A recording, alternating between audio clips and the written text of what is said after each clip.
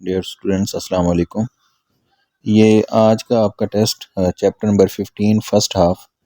पहला एमसीक्यू है the self inductance of solenoid is given by. ये स्टूडेंट आपका जो टॉपिक है energy stored in an inductor, उसके अंदर ये फार्मूला हम ड्राइव करते हैं L is equal to mu not N square A L, यानी ऑप्शन बी। तो ये आता कैसे है, ये आपने पढ़ा होगा कि N phi is equal to L I. तो इसमें एन फाई और आई की वैल्यू जब हम पुट करते हैं तो एल की वैल्यू ये बनती है mu not N square L. Next one is 50 milli henry coil carries a current of 2 ampere the energy stored. Student inductor के अंदर जो एनर्जी स्टोर्ड का फार्मूला है वो है U is equal to half L I square. तो ये formula जब आप अप्लाई करेंगे, एल की वैल्यू 50 मिली है, मिली की जगह 10⁻³ लिखना पड़ेगा आपको, आई स्क्वायर। तो जब इसमें पुट करेंगे तो answer will be option B 0.1 joule. Next one is if the magnetic flux linked with a coil varies at the rate of 1 weber per minute the induce EMF. Student induce EMF by Faraday law N delta phi over delta T formula है। तो यहाँ एक ही turn है, N की जगह 1 आ जाएगा और rate of change of magnetic flux दिया हुआ 1 वेबर पर मिनट, लेकिन ऐसा ही यूनिट जो है वेबर पर सेकंड होना चाहिए। तो मिनट को जब सेकंड में तब्दील करेंगे तो 1 मिनट की जगह आप 60 सेकंड पुट करेंगे, तो आंसर विल बी 1/60, यानी option B. Next one is ऐसा unit of self inductance is, तो ये आपकी बुक के अंदर है वोल्ट सेकंड पर एम्पेयर, यानी henry. Next one is inductor behave like a resistor in AC. Alternating current के अंदर जो रेजिस्टर का काम है, यानी रेजिस्टर का काम होता है टू कंट्रोल करंट। तो अल्टरनेटिंग करंट को कंट्रोल करने के लिए हम इंडक्टर का यूज करते हैं। Number 6, if the current in loop coil changes at the rate of 50 ampere per second the self inductance is 2 henry then the back EMF. तो स्टूडेंट बैक ईएमएफ का फार्मूला है E is equal to L delta I और delta T.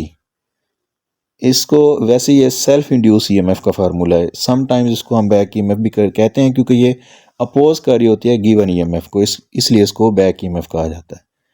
तो student जब इसमें आप value put करेंगे, L की जगह आप 2 पुट करेंगे, डेल्टा आई और डेल्टा टी 50 है, answer will be 100, option C. Next one is magnet is allowed to fall a metal ring then the during fall its acceleration. एक मेटल रिंग है, उसके ऊपर जो है एक मैग्नेट गिर रहा है नीचे।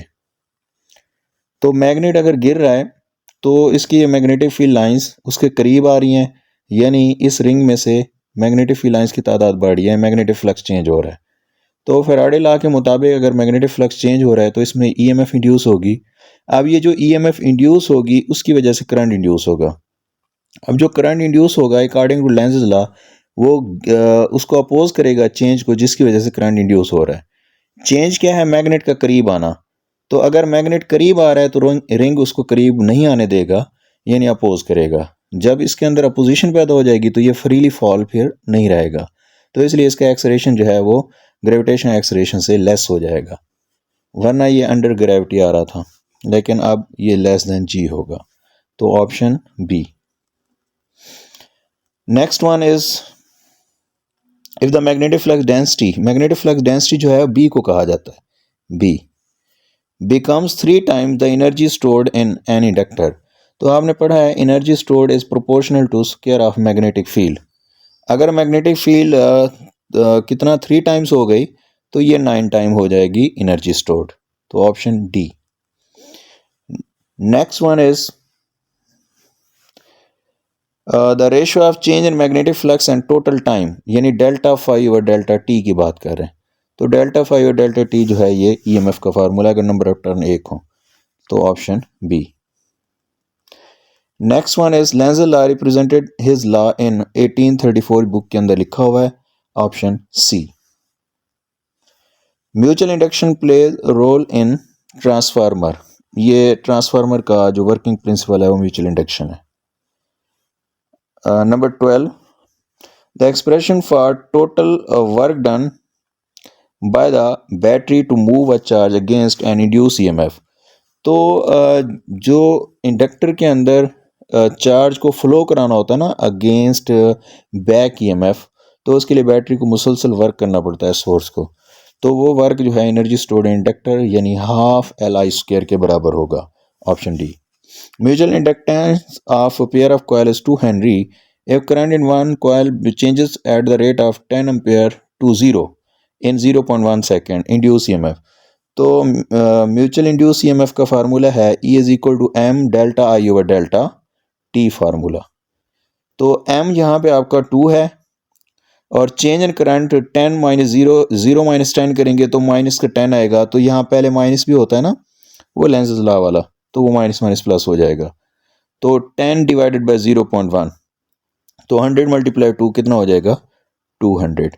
तो ये आ जाएगा ऑप्शन डी कैलकुलेशन के बाद। Production of induce EMF linked with the, ये फैराडे लॉ के मुताबिक इंड्यूस ईएमएफ जो है वो चेंज इन मैग्नेटिक फ्लक्स होता है, ऑप्शन डी।